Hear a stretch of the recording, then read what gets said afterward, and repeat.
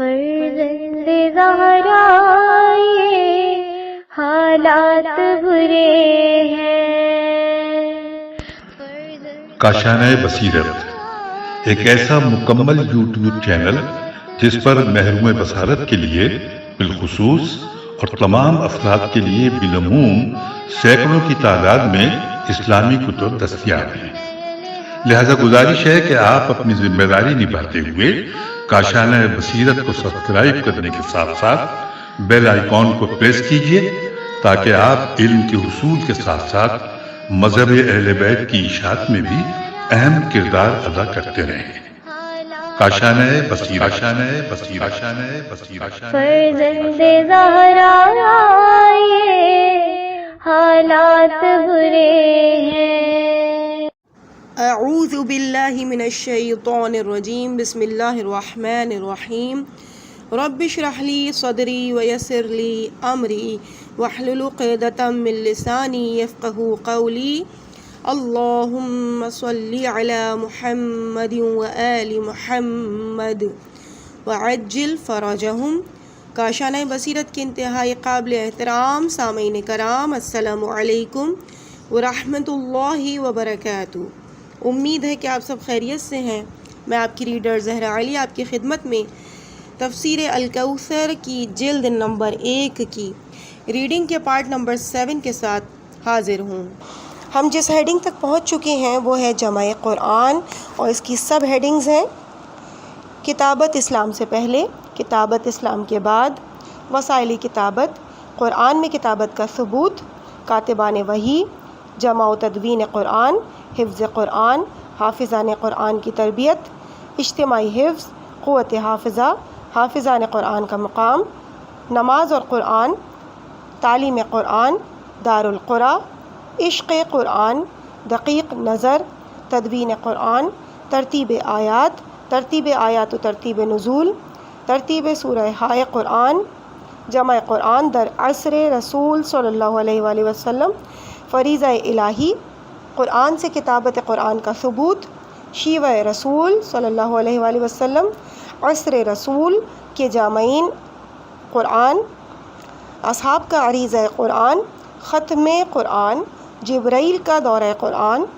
فاتحۃ الکتاب، قرآن کا دفعتاً نزول، تواتر قرآن، وصیت رسول صلی اللہ علیہ وآلہ وسلم، اصناف سورہ ہائے قرآن، ترتیب آیات کا توفیقی ہونا، عصر رسالت میں قرآنی نسخے، جمع قرآن بعد از رسول، چند حقائق، تواتر قرآن اور 2 گواہ، زید بن ثابت، دیگر قرآنی نسخے، مصحف علی علیہ السلام، وصیت رسول صلی اللہ علیہ وآلہ وسلم، نسخہ محمدی کی جمع و تدوین، اس نسخے کی افادیت، یہ نسخہ امت کو پیش کیا گیا، یہ نسخہ کہاں ہے، اختلاف قرأت اور نسخہ، یہ نسخہ رباع میں، تضادات، عصر حضرت ابوبکر میں جمع قرآن، عصر حضرت عثمان اور قرآن، آرمینیا کی جنگ، علماء امت کا فیصلہ، کمیٹی کی تشکیل، سرکاری مداخلہ، ایک حرف کا تغیر، حضرت عثمان جامع قرآن نہیں ہیں، حضرت علی علیہ السلام کا موقف، موجودہ قرآن۔ اس کے بعد والا صفحہ خالی ہے، اور اس کے بعد باقاعدہ ریڈنگ کا آغاز ہو رہا ہے صفحہ نمبر 93 سے۔ ہیڈنگ ہے کتابت اسلام سے پہلے۔ اسلام سے پہلے عرب قوم کتابت اور تحریر و تدریس سے بالکل نابلد تھی، چنانچہ اسلام سے پہلے مکے میں صرف ایک فرد کتابت سے واقف تھا۔ ریفرنس ہے مناہل العرفان جلد 1 صفحہ 255، جس کا نام حرب بن امیہ بن عبد الشمس تھا۔ دوران مسافرت اس نے مکے سے باہر متعدد لوگوں سے کتابت سیکھی، ان میں بشر ابن عبد الملک صاحب دومت الجندل بھی شامل ہے۔ یہ مکے میں بھی آیا اور یہاں لوگوں کو کتابت سکھائی، چنانچہ ایک شاعر نے اس عمل کو سراہتے ہوئے کہا، اور اس کے بعد یہاں پہ عربی میں شعر موجود ہے۔ جب حضور صلی اللہ علیہ وآلہ وسلم کی بعثت ہوئی تو اس وقت مکے میں 17 افراد کتابت جانتے تھے۔ اس کے بعد ہیڈنگ ہے کتابت اسلام کے بعد۔ کتابت چونکہ حصول علم کا ایک اہم ذریعہ ہے، اس اعتبار سے اسلام نے علم اور قلم کو باہم مقرون کیا۔ چنانچہ ابتدائی وحی میں جس چیز کا سب سے پہلے ذکر آیا وہ قرأت، علم اور قلم ہے۔ اقرأ وربک الاکرم الذی علم بالقلم۔ ترجمہ، پڑھیے اور آپ کا رب بڑا کریم ہے جس نے قلم کے ذریعے تعلیم دی۔ اور ریفرنس ہے اس کا سورہ علق کی آیت نمبر 3 اور 4۔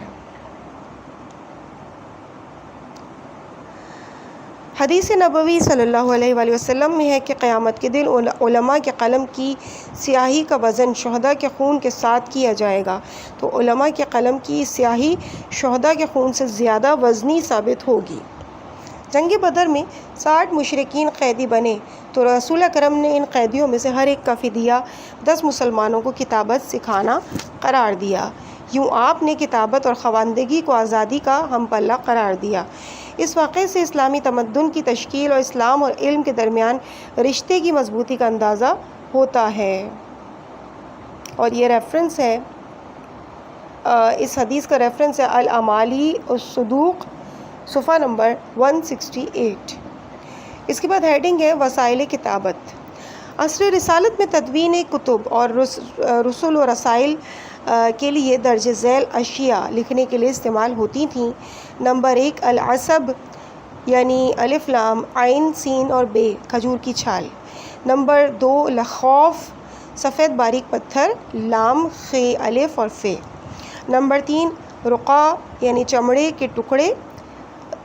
نمبر 4 کتف بکری کے شانوں کی ہڈی کاف تے فے۔ نمبر 5 قطب قاف نقطے والا قاف تے بے پالان کی لکڑی۔ نمبر 6 شواظ شین زوئیں الف اور پھر زوئیں وہ لکڑی جس سے بورے کا منہ باندھتے ہیں۔ نمبر 7 اشعار الف شین الف رے چیرے ہوئے تختے۔ نمبر 8 قضیم قاف ضاد یہ اور میم سفید چمڑا۔ نمبر 9 رق رے قاف پتلا چمڑا۔ نمبر 10 حریر ہے رے یہ رے ریشمی کپڑا۔ نمبر 11 قراتیس قاف رے الف توئیں یہ سین اور اس کا مطلب ہے کاغذ۔ زیادہ تر کتابت کاغذوں اور چمڑوں پر ہوتی تھی، چنانچہ رسول اکرم صلی اللہ علیہ وآلہ وسلم کی طرف سے جاری شدہ امان نامے اور مختلف حکمرانوں کو لکھے ہوئے خطوط چمڑوں پر لکھے ہوئے ہیں۔ اس زمانے میں چین کاغذ سازی میں سب سے آگے تھا۔ اس کے علاوہ ہندوستان میں بھی کاغذ بنتا تھا جو یمن میں فروخت ہوتا تھا۔ رومی بھی کاغذ بناتے تھے جو شام میں بکتا تھا، اور ایرانی بھی کاغذ تیار کرتے تھے، یہ عراق میں بھی ملتا تھا۔ زمانہ رسالت مآب صلی اللہ علیہ وآلہ وسلم میں مندرجہ بالا اشیاء پر کتابت ہوا کرتی تھی اور ان پر لکھے گئے قرآن کو صحیفہ کہتے تھے، اور جب ان مختلف ٹکڑوں کو کتابی شکل میں جمع کیا جاتا تو اسے مصحف یعنی میم صاد ہے فے کہتے تھے۔ حضرت عثمان کے دور میں غیر سرکاری مصاحف جلا دیے جانے والے واقعے سے اندازہ ہوتا ہے کہ اس دور میں قرآن کاغذوں پر تحریر کیا جاتا تھا۔ اس کے بعد ہیڈنگ ہے مابین الدفتین۔ کھال سے بنی ہوئی جلد کو دف دال فے کہتے ہیں۔ قدیم زمانے میں اہم دستاویزات پر ان پر لکھی جاتی تھیں، بعد میں کاغذ پر لکھا جانا شروع ہوا اور اسے محفوظ رکھنے کے لیے چمڑے کی 2 جلدوں کے درمیان باندھ دیا جاتا تھا۔ ان دونوں جلدوں کو دفتین اور ان میں محفوظ کیے ہوئے کتاب شدہ موضوع کو مابین دفتین کہا جاتا تھا۔ خود قرآن مجید سے یہ اندیا ملتا ہے کہ صدر اسلام میں کتابت کے لیے ایک لچک دار اشیاء موجود تھیں۔ ارشاد باری تعالیٰ ہوتا ہے یوم نطوی السماء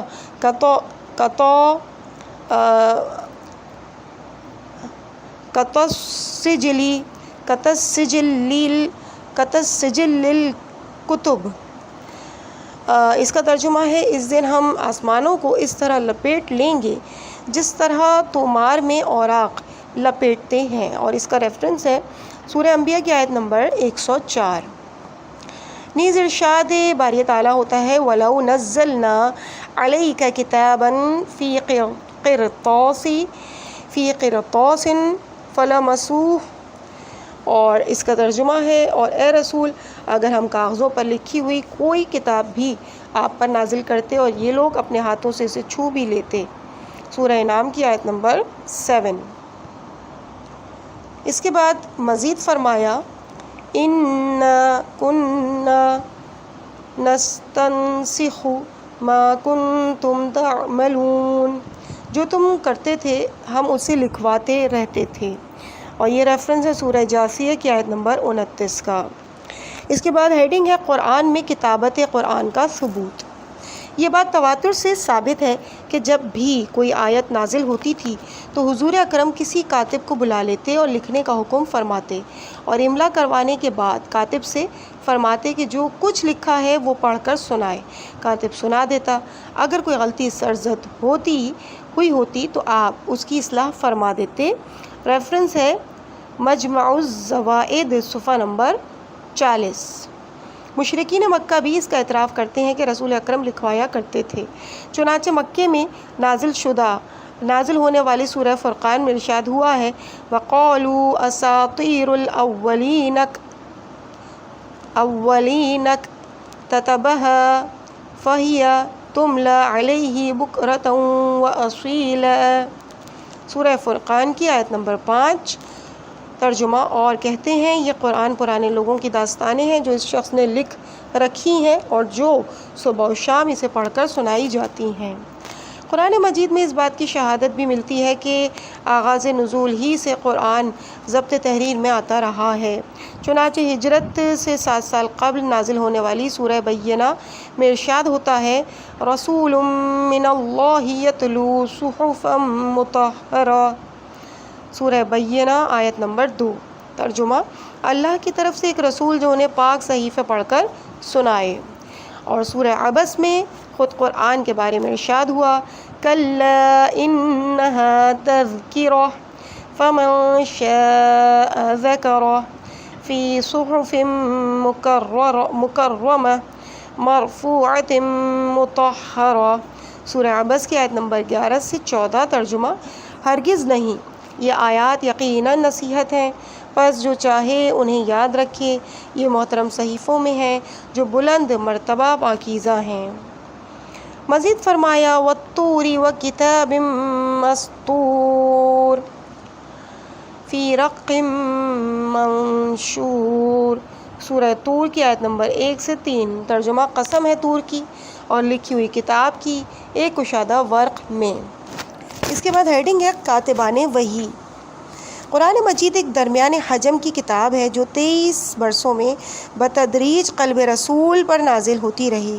بظاہر 1-2 کاتب اس کی کتاب کے لیے کافی تھے، لیکن صاحبان تاریخ دمشق نے کاتبان کی تعداد 23 بتائی ہے۔ بعض مورخین کے ہاں یہ تعداد 43 یا 45 تک بھی پہنچ جاتی ہے۔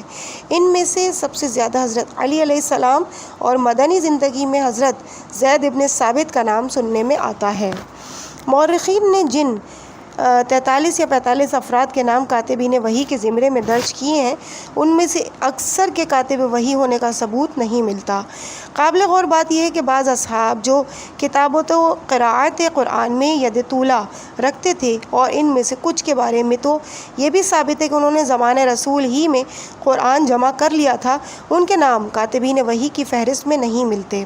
مثلاً انس بن مالک، منظر ابن عمر، سید بن حضر، رافع بن مالک، ابو عبیدہ بن جراح، سعد بن عبید اور ابو الدرداء وغیرہم۔ اس کی ایک توجیہ یہ ہو سکتی ہے کہ کاتبان وحی سے مراد وہ حضرات ہیں جو رسول اللہ کے لیے لکھتے تھے، بالفاظ دیگر نسخہ محمدی کی تدوین کرنے کے لیے لکھتے تھے۔ ہر قرآن لکھنے اور اسے جمع کرنے والے کو کاتب وحی نہیں کہا جاتا تھا۔ ایک کاتب وحی عبداللہ بن سعد ابن ابی سرہ مرتد ہو گیا تھا۔ یہ ان 6 افراد میں شامل تھا جن کے بارے میں فتح مکہ کے موقع پر رسول اللہ نے حکم فرمایا تھا کہ انہیں ہر حال میں قتل کر دیا جائے، مگر اس کے رضائی بھائی نے اسے امان دلوا دی۔ کاتب وحی ہونا چونکہ قابل فخر مقام تھا، اس لیے کچھ لوگوں نے اپنے دور اقتدار میں اپنا نام بھی اس فہرست میں شامل کروا دیا۔ مثلا معاویہ نے فتح مکہ کے بعد اسلام قبول کیا، یعنی حضور کی وفات سے صرف 2 سال 6 ماہ قبل وہ مسلمانوں میں شامل ہوا، مگر اس کے باوجود ابن حجر اپنی کتاب الاصابہ میں معاویہ کو کاتب وحی میں شامل کرتے ہیں اور حضرت علی علیہ السلام کا ذکر تک نہیں کرتے۔ اسی طرح کچھ لوگوں نے یزید، ابو سفیان اور حسین ابن نمیر یعنی قاتل امام حسین کو بھی کاتبین وحی میں شامل کیا ہے۔ ہیڈنگ ہے جمع و تدوین قرآن۔ قرآن کی جمع و تدوین نہایت اہمیت کی حامل مسئلہ ہے۔ اس پر سیر حاصل بحث و تحقیق کی ضرورت ہے کہ قرآن قلب رسول سے امت کی طرف کیسے منتقل ہوا، کیونکہ رسالت مآب صلی اللہ علیہ وآلہ وسلم کے وصال کے بعد پیش آنے والی سیاسی اجتماعی حالات نے اس حقیقت کو بھی غیر واضح کر دیا کہ قرآن کی جمع و تدوین کی کیا صورت تھی۔ ذیل میں ہم اس پر قدر تفصیل سے روشنی ڈالیں گے۔ لفظ جمع کئی معنوں میں استعمال ہوا، یعنی جیم، میم اور عین۔ نمبر 1، لوح قلب میں حفظ کر لینے کو بھی جمع کہتے ہیں، چنانچہ حفاظ قرآن کو جمع القرآن بھی کہا جاتا ہے۔ نمبر 2، آیات اور سورتوں کو بلحاظ ترتیب نزول کتاب کر کے کتابی شکل میں لانا۔ نمبر 3، آیات اور سورتوں کو بالترتیب کتابت کر کے کتابی صورتوں میں مدون کرنا۔ نمبر 4، متعدد قراءتوں میں سے صرف ایک قراءت پر ہی لوگوں کو متفق رکھنا۔ پہلے معنی کے مطابق قلب رسول اکرم اور قلوب آلو اصحاب رسول میں قرآن جمع اور محفوظ تھا۔ دوسرے معنی کے مطابق عصر رسالت میں جمع کردہ قرآن مختلف صحیفوں میں تحریر تھا۔ تیسرے معنی کے مطابق بھی عصر رسالت مآب میں قرآن جمع اور مدون ہوا تھا۔ چوتھے معنی کے اعتبار سے قرآن کو عصر حضرت عثمان میں ایک ہی قرأت پر مجتمع کیا گیا۔ اب ان موضوعات پر ہم قدر تفصیل سے گفتگو کریں گے۔ ہیڈنگ حفظ قرآن۔ جمع قرآن بمعنی حفظ عہد رسالت میں یقیناً ہوتا رہا ہے، اس میں کسی شک اور تردید کی گنجائش نہیں اور نہ ہی کسی دلیل و برہان کی ضرورت ہے، البتہ ہم یاد دہانی کے لیے چند شواہد کا ذکر کرتے ہیں۔ نمبر 1، جمع و حفظ قرآن کو اللہ تعالیٰ نے خود اپنے ذمے لیا ہے۔ ارشاد باری تعالیٰ ہے، لا تحرک بہ لسانک لتعجل بہ ان علینا جمعہ وقرآنہ۔ ترجمہ، اے نبی آپ وحی کو جلدی حفظ کر لینے کے لیے اپنی زبان کو حرکت نہ دیں، اس کا جمع کرنا اور پڑھوانا یقیناً ہمارے ذمے ہے۔ سورہ قیامت کی آیت نمبر 16-17۔ علامہ طبرسی نے مجمع البیان میں اس کا مفہوم بیان کرتے ہوئے لکھا، قرآن کا جمع کرنا اور آپ کو پڑھانا ہمارے ذمے ہے تاکہ آپ قرآن کی تلاوت کر سکیں، لہٰذا آپ قرآن کے کسی حصے کے رہ جانے کی فکر نہ کریں۔ ریفرنس تفسیر مجمع البیان الطبرسی جلد 10 صفحہ نمبر 504۔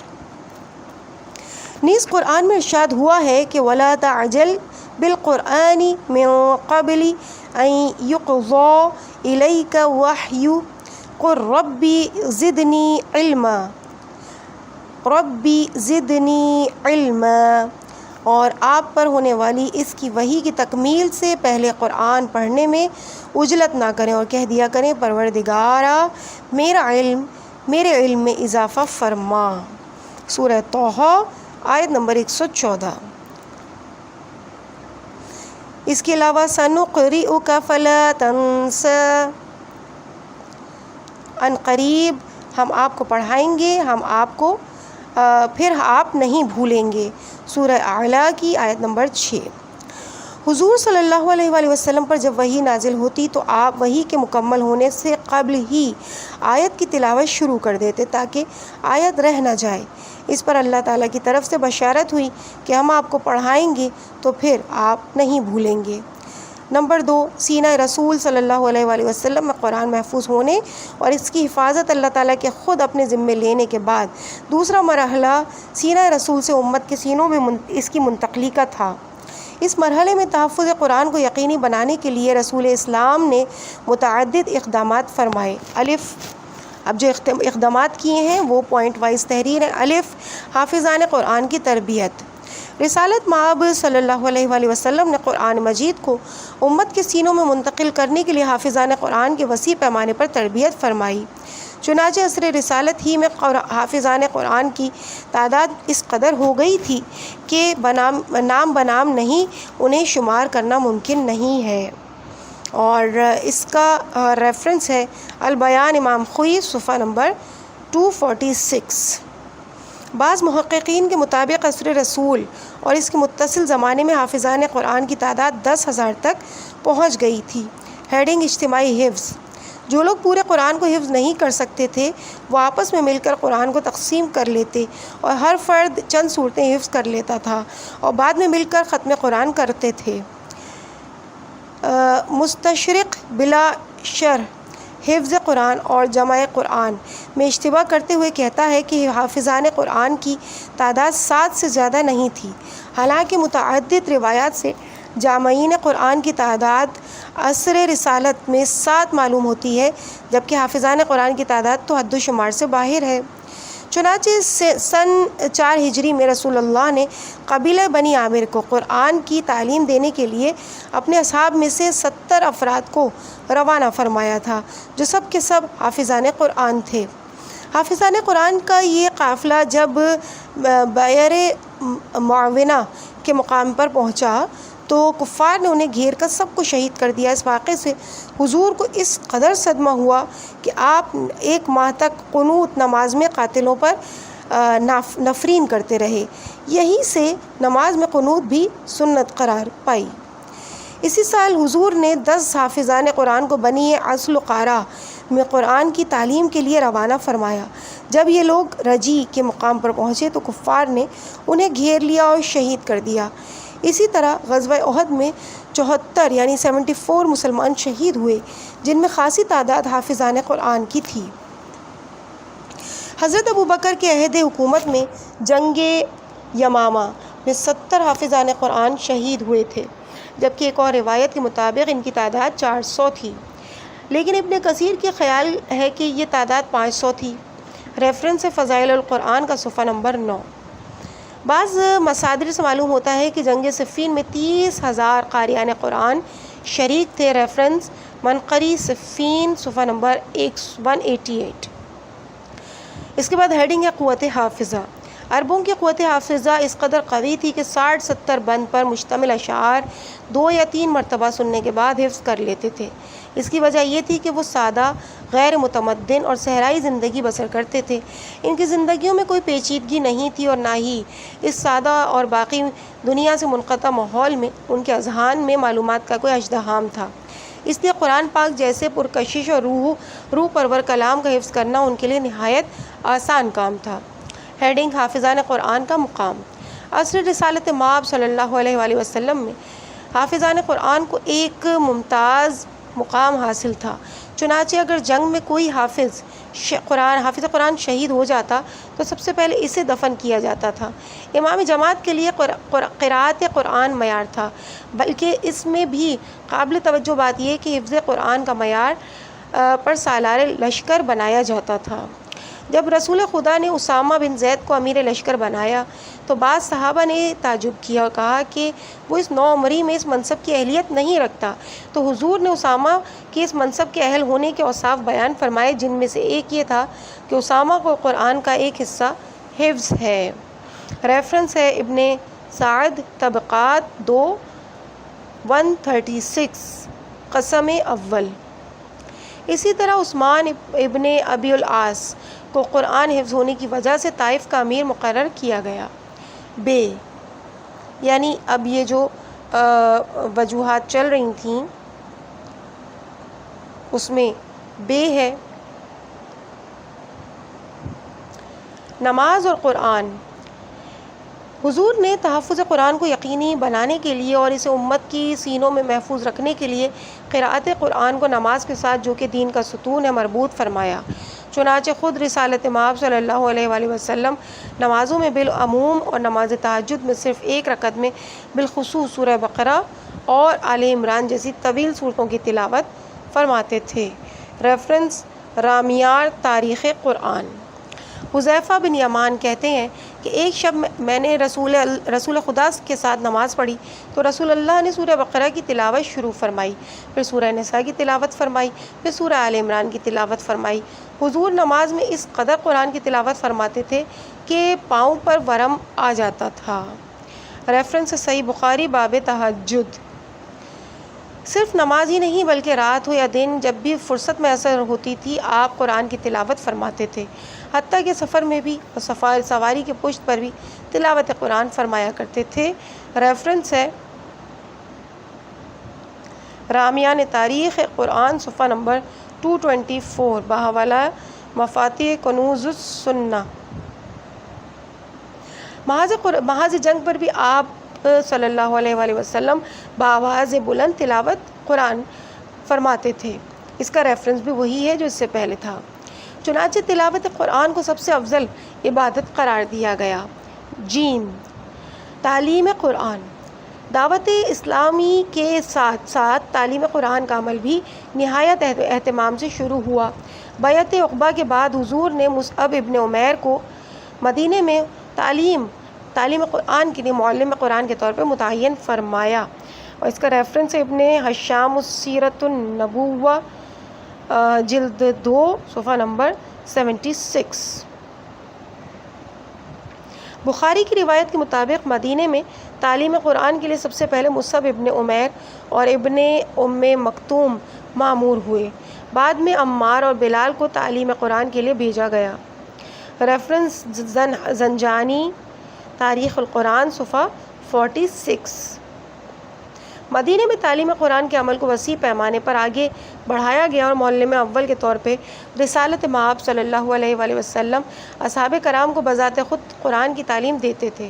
ایک مرتبہ عبداللہ ابن مسعود نے کوفے میں اپنے ساتھیوں سے کہا، میں نے خود رسول اللہ سے 70 صورتیں پڑھی ہیں۔ عبداللہ ابن عباس کہتے ہیں کہ رسول اللہ ہمیں تشہد کی تعلیم اس طرح دیتے تھے جس طرح قرآن کی تعلیم دیا کرتے تھے۔ ابی ابن کعب کہتے ہیں کہ میں مسجد میں داخل ہوا تو ایک شخص قرآن پڑھ رہا تھا۔ میں نے اس سے پوچھا، تمہیں کس نے قرآن پڑھایا؟ اس نے بتایا، خود رسول اللہ نے۔ ریفرنس ہے العطار موجز علوم القرآن، موجز علوم القرآن۔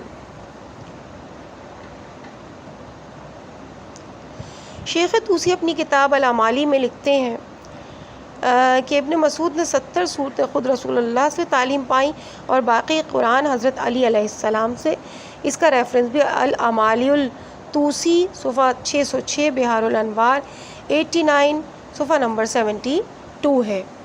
متعدد روایات سے معلوم ہوتا ہے کہ رسول اللہ اپنے شاگردوں کو قرآن پڑھانے کے بعد ان سے سنا بھی کرتے تھے، چنانچہ صحابہ رسول اللہ کی خدمت میں پورا قرآن بھی ختم کیا کرتے تھے۔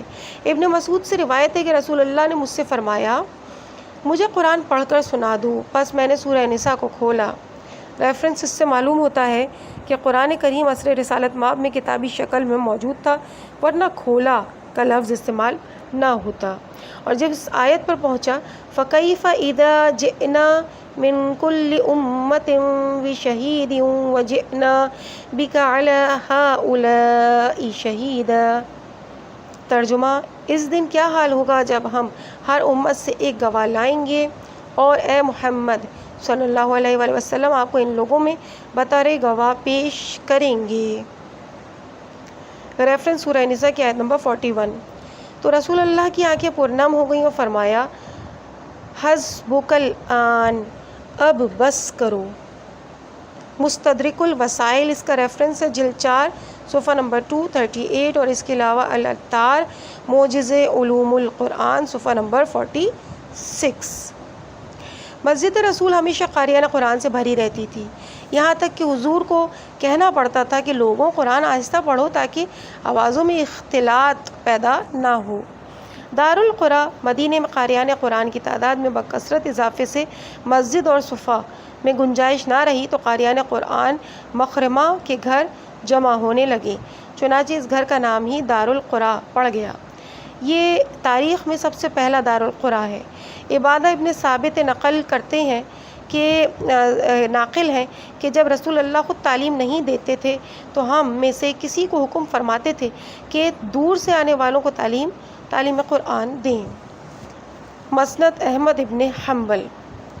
آپ صلی اللہ علیہ وآلہ وسلم نے تعلیم قرآن کو اس قدر اہمیت دی کہ عورتوں کے حق مہر بھی قرآن کی ایک یا چند صورتوں کی تعلیم قرار دی جانے لگی۔ ہیڈنگ عشق قرآن۔ شاگردان رسول صلی اللہ علیہ وآلہ وسلم کے دلوں میں قرآن مجید نے وہ مقام حاصل کر لیا تھا کہ قرآن کی تلاوت جان سے بھی زیادہ عزیز ہو گئی تھی۔ چنانچہ ایک واقعہ اس امر پر شاہد ہے۔ ایک جنگ میں ایک مسلمان نے ایک عورت کو اسیر بنایا جس کا شوہر موقع پر موجود نہ تھا۔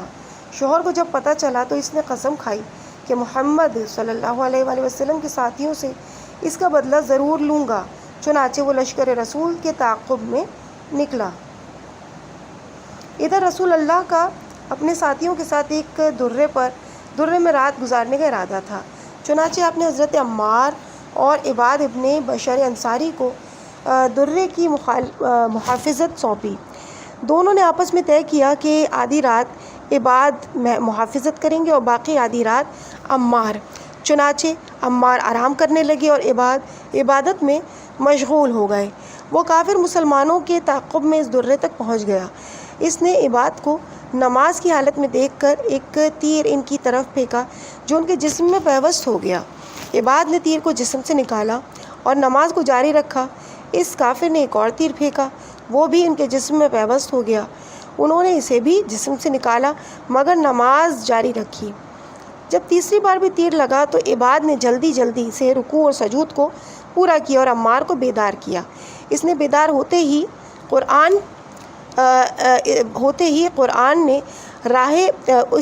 ان کے بیدار ہوتے ہی کافر نے راہ فرار اختیار کی۔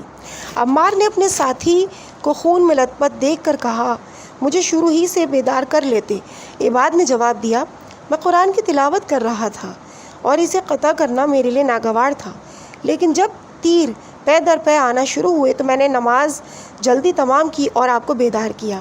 خدا کی قسم اگر حکم رسول کی خلاف ورزی کا خوف اور قوم کی پاسبانی میں کوتاہی کا ڈر نہ ہوتا تو چاہے میری جان چلی جاتی میں سورت کی تلاوت کو قطع نہ کرتا۔ ریفرنس حیات القلوب جلد 2 صفحہ 389، رامیار تاریخ القرآن صفحہ 241۔ اگلی ہیڈنگ ہے دقیق نظر۔ عامر ابن عامر انصاری راوی ہے کہ حضرت عمر نے اس آیت کی یوں تلاوت کی والسابقون الاولون من المہاجرین والانصار والذین تبعوہم باحسان۔ ریفرنس سورہ توبہ کی آیت نمبر 99۔ اس میں انہوں نے الانصار کی راہ کو پیش دے دیا اور الذین سے پہلے واو کا ذکر نہ کیا تو حضرت زید بن ثابت نے تصحیح کی اور والذین تبعوہم باحسان پڑھا تو حضرت عمر نے کہا امیر المومنین بہتر جانتے ہیں اور کہا ابی بن کعب کو بلایا جائے۔ ابی بن کعب سے دریافت کیا تو انہوں نے واو کے ساتھ والذین پڑھا تو دونوں نے ایک دوسرے کی ناک کی طرف اشارہ کیا تو ابی نے کہا کہ خدا کی قسم رسول اللہ نے یہ آیت اس وقت مجھے پڑھائی جب تو گندم کا بیج رہا تھا۔ ریفرنس ہے زنحانی تاریخ القرآن صفحہ نمبر 43۔ عصر رسول کے مومنین جب رسول اللہ سے ایک آیت یا سورہ سنتے تو اسے بار بار پڑھتے پھر رسول اللہ کی خدمت میں حاضر ہو کر سناتے اور تصدیق کراتے۔ چنانچہ خارجہ بن زید نے اپنے باپ سے روایت کی ہے کہ جب رسول اللہ مدینہ تشریف لائے تو اس وقت تک میں نے 17 صورتیں یاد کر لی تھیں۔ میں نے وہ رسول اللہ کی خدمت میں پڑھی تو آپ نے تحسین فرمایا۔ ہیڈنگ تدوین قرآن۔ جب کوئی کلام کسی متکلم کی طرف اس وقت منسوب ہو سکتا ہے جب کلمات اور ان کی ترکیب و تنظیم اس کی طرف سے ہو۔ اگر منتشر کلمات کی طرف سے اور تنظیم و ترتیب کسی اور کی جانب سے ہو تو یہ کلام اس کی شمار ہوگا جس نے اسے ترتیب دیا ہوگا۔ اسی طرح قرآن مجید کے کلمات بھی اللہ کی جانب سے ہیں اور ان میں موجودہ ترتیب و تنظیم بھی اللہ ہی کی طرف سے ہے، بلکہ قرآن کے معجزہ الہی ہونے کا مطلب ہی یہی ہے کہ قرآن کے کلمات اور اس کی ترتیب و اسلوب میں وہ ہم آہنگی ہے جو کسی بشر سے صادر ہونا ممکن نہیں۔ لیکن کس قدر مقام افسوس ہے کہ اس کے باوجود غیر شیعہ علماء فرماتے ہیں کہ عبداللہ ابن مسعود نے کہا سورہ القاریہ میں الآحن کی جگہ الصوف پڑھ سکتے ہیں، اور اس کا ریفرنس ہے ابن قتیبہ تعویل مشکلات القرآن صفحہ نمبر 19۔ اسی طرح وہ حضرت ابوبکر کی طرف نسبت دیتے ہیں کہ انہوں نے کہا کہ جاء سکر الموت بالحق کی جگہ جاء سکرت الحق بالموت پڑھ سکتے ہیں۔ اس کا ریفرنس تفسیر الطبری 26 اور پیج نمبر ہے 160۔ یا تعامل عیم کی جگہ تعامل فاجر پڑھا جا سکتا ہے، ریفرنس تفسیر الطبری اور 26 اور صفحہ نمبر 100۔ یہاں تک کہ مؤلف قرآن المصنف نے جلد 11 کے صفحہ 219 پر یہ تک کہہ دیا کہ بغرض وضاحت کلمات قرآن تبدیل کرنا جائز ہے۔ ہیڈنگ ترتیب آیات۔ قرآن کی جمع و ترتیب کے چند مراحل ہیں۔ چونکہ قرآن سورہ سورہ نازل نہیں ہوا بلکہ آیت آیت کے طور پہ نازل ہوا ہے، لہٰذا جمع و تدوین میں پہلے آیات کی ترتیب پر تحقیق کی جانی چاہیے۔ چنانچہ ازاں صورتوں کی ترتیب پر اس بات پر نہایت قابل توجہ دلائل موجود ہیں کہ ترتیب آیات توفیقی ہے، یعنی بحکم خدا، خود رسول اکرم کی طرف سے آیات کی ترتیب عمل میں آئی ہے اور یہی ترتیب بتواتر ہم تک پہنچی ہے۔ نمبر 1، حضور کاتبان وحی کو صرف آیات کی کتابت کا حکم نہیں دیتے تھے بلکہ ساتھ ہی ترتیب بھی بتا دیتے تھے کہ کس آیت کو کس جگہ لکھنا ہے۔ ابن عباس راوی ہیں کہ جب جبرائیل وحی لے کر رسول اللہ کی خدمت میں حاضر ہوتے تھے تو کہتے تھے اس آیت کو فلاں سورے میں فلاں مقام پہ رکھیے گا۔ ابن عباس ہی سے روایت ہے کہ جب حضور پر وحی نازل ہو جاتی تو کاتب کو بلا کر فرماتے ان آیات کو اس سورے میں رکھا جائے جس میں فلاں فلاں چیز کا ذکر ہے۔ ریفرنس سورہ بقرہ آیت نمبر صفحہ نمبر 281۔ آیت نمبر 281۔ ابن عباس اور صدی کے نزدیک سب سے آخری آیت واتقوا یوما ترجعون فیہ الی اللہ ہے، مگر جبرائیل یہ حکم لائے کہ اسے سورہ بقرہ کی 280ویں آیت کے بعد لکھا جائے، اور یہ ہے ریفرنس طبری مجمع البیان 1 صفحہ نمبر 394۔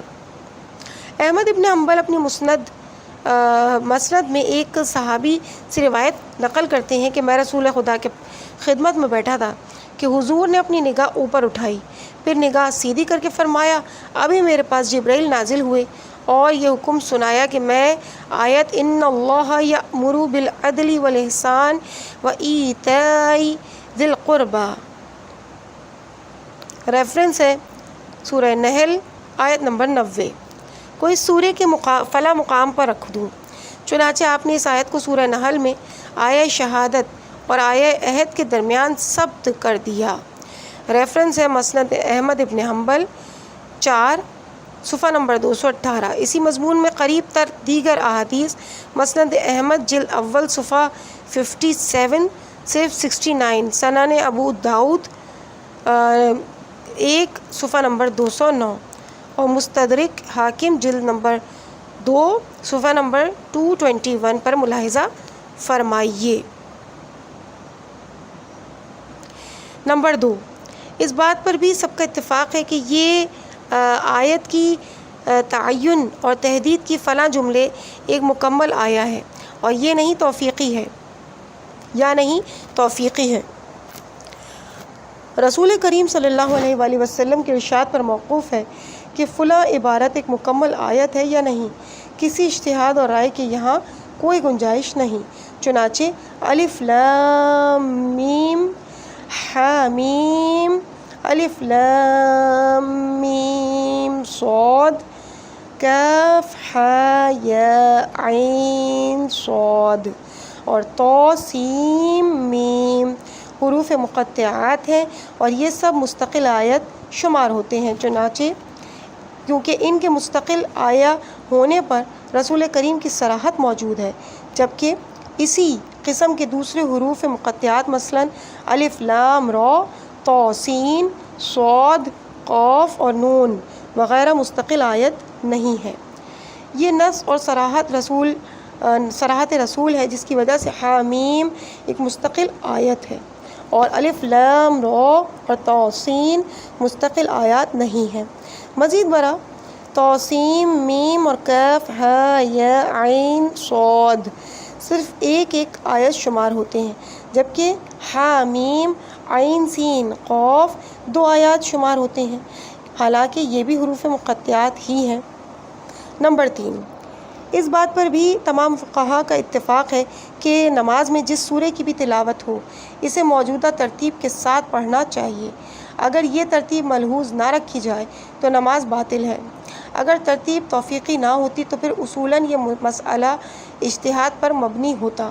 نمبر 4، قرآنی صورتوں میں آیات کی تعداد کے بارے میں بھی رسول کریم کی طرف سے بعض صراحتیں ہم تک پہنچی ہیں۔ مثلاً سورہ فاتحہ کے بارے میں یہ 7 آیات پر مشتمل ہے، پس عدد آیات توفیقی ہونے کی صورت میں ترتیب کا توفیقی ہونا بھی قرین عقل ہے۔ ہیڈنگ ترتیب آیات و ترتیب نزول۔ یہ بات ایک واضح حقیقت ہے کہ موجودہ قرآن میں آیات جس ترتیب سے درج ہیں وہ ترتیب نزولی کے مطابق نہیں ہے، کیونکہ ترتیب نزولی وقت نزول کے تقاضوں کے مطابق ہے اور ترتیب قرآن نظام قرآن کے تقاضوں کے مطابق ہے۔ اس کی وضاحت کے سلسلے میں چند مثالیں پیش کی جاتی ہیں۔ نمبر 1، شروع میں شوہر کی وفات کی صورت میں عورت کے لیے 1 سال کی عدت واجب تھی اور پورا سال شوہر کے گھر سے نکلنا جائز نہیں تھا۔ نیز عورت کو شوہر سے میراث میں صرف 1 سال کا خرچہ ہی ملتا تھا۔ اس کا حکم اس طرح نازل ہوا، والذین یتوفون منکم ویذرون ازواجا، اور تم میں سے جو وفات پا جائیں بیویاں چھوڑ جائیں انہیں چاہیے کہ وہ اپنی بیویوں کے بارے میں وصیت کر جائیں اور 1 سال تک انہیں نان و نفقہ سے بہرہ مند رکھا جائے اور گھر سے نہ نکالا جائے۔ ریفرنس ہے سورہ بقرہ آیت نمبر 240۔ مذکورہ بالا آیت کا حکم اسی سورے کی اس سے بیشتر آنے والی ایک آیت کے ذریعے منسوخ ہو گیا، جس میں ارشاد فرمایا، والذین یتوفون منکم ویذرون ازواجا، اور تم میں سے جو وفات پا جائیں اور بیویاں چھوڑ جائیں تو بیویاں 4 ماہ 10 دن اپنے آپ کو انتظار میں رکھیں۔ سورہ بقرہ آیت نمبر 234۔ ترتیب نزول کے مطابق منسوخ پہلے اور ناسخ بعد میں نازل ہوئی، جبکہ موجودہ ترتیب میں ناسخ کا پہلے اور منسوخ کا بعد میں ذکر ہے۔ نمبر 2، ابن عباس، سدی، جبائی اور بلخی کے مطابق آیت الیوم اکملت لکم دینکم واتممت علیکم نعمتی ورضیت لکم الاسلام دینا، سورہ مائدہ کی آیت نمبر 3۔ ترجمہ، آج میں نے تمہارے لیے تمہارا دین کامل کر دیا اور اپنی نعمت تم پر پوری کر دی اور تمہارے لیے اسلام کو بطور دین پسند کر لیا۔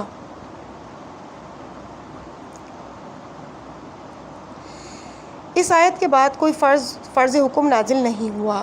حضرت امام محمد باقر علیہ السلام اور حضرت امام جعفر صادق علیہ السلام سے بھی یہی منقول ہے۔ چنانچہ صدی کے الفاظ یہ ہیں، الم ینزل، اس آیت کے بعد حلال اور حرام کا کوئی حکم نازل نہیں ہوا۔ ریفرنس ہے سیوطی الدر منثور 2 صفحہ نمبر 259۔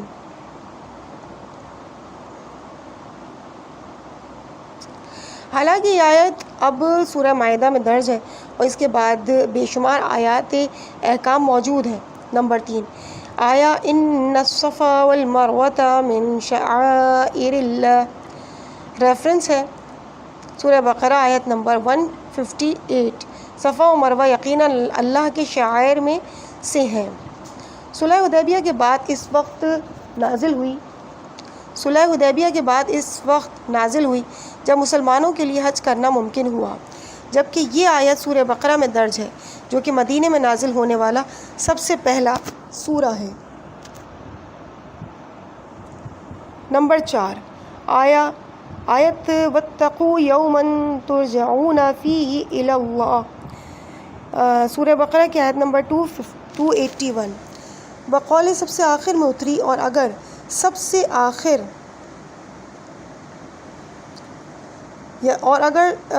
آخر میں نہیں تو اب آخر میں یقیناً ہے۔ جبکہ اب یہ سورہ بقرہ کی 281ویں آیت ہے۔ ہیڈنگ: ترتیب سورہ ہائے قرآن۔ گزشتہ صفحات میں یہ بات واضح ہو گئی کہ قرآن کی آیات کی ترتیب عہد رسالت میں پایہ تکمیل کو پہنچ چکی تھی، اور یہ بات بھی عیاں ہو گئی ہے کہ سورتوں کے نام اور ان کی آیات کی تعداد بھی اسی عہد بابرکت میں طے پا چکی تھیں۔ حضرت امام جعفر صادق علیہ السلام سے روایت ہے، کسی سورت کے ختم ہونے کا اس وقت پتہ چلتا ہے جب کسی اور سورت کی ابتدا کے لیے بسم اللہ الرحمن الرحیم نازل ہو جاتی تھی۔ ریفرنس: مستدرک الوسائل 4 صفحہ نمبر 165۔ لیکن اس بات میں اختلاف ہے، کیا سورہ ہائے قرآن کی ترتیب توفیقی ہے، یعنی خود رسول اللہ نے بحکم خدا صورتوں کو ترتیب دیا، یا عصر رسالت کے بعد اصحاب نے اپنے اجتہاد سے انہیں مرتب کیا؟ ایک نظریہ تو یہ ہے کہ چونکہ عصر رسالت مآب میں ہنوز سلسلہ وحی جاری تھا، اس لیے قرآن کو ایک مصحف کی شکل دینا قبل از وقت تھا۔ اس کام کو بعد از رسالت انجام پانا تھا، چنانچہ بعد میں اپنے اپنے سلیقے کے مطابق لوگوں نے سورہ ہائے قرآن کو مرتب کیا۔ اس پر مزید دلیل یہ پیش کی جاتی ہے کہ اصحاب کے پاس متعدد قرآن موجود تھے، ہر مصحف کی ترتیب ایک دوسرے مصحف سے مختلف تھی، اور کہتے ہیں کہ حضرت علی علیہ السلام کا مصحف ترتیب نزول کے مطابق تھا، جبکہ دیگر اصحاب کا مصاحف اس سے مختلف تھے۔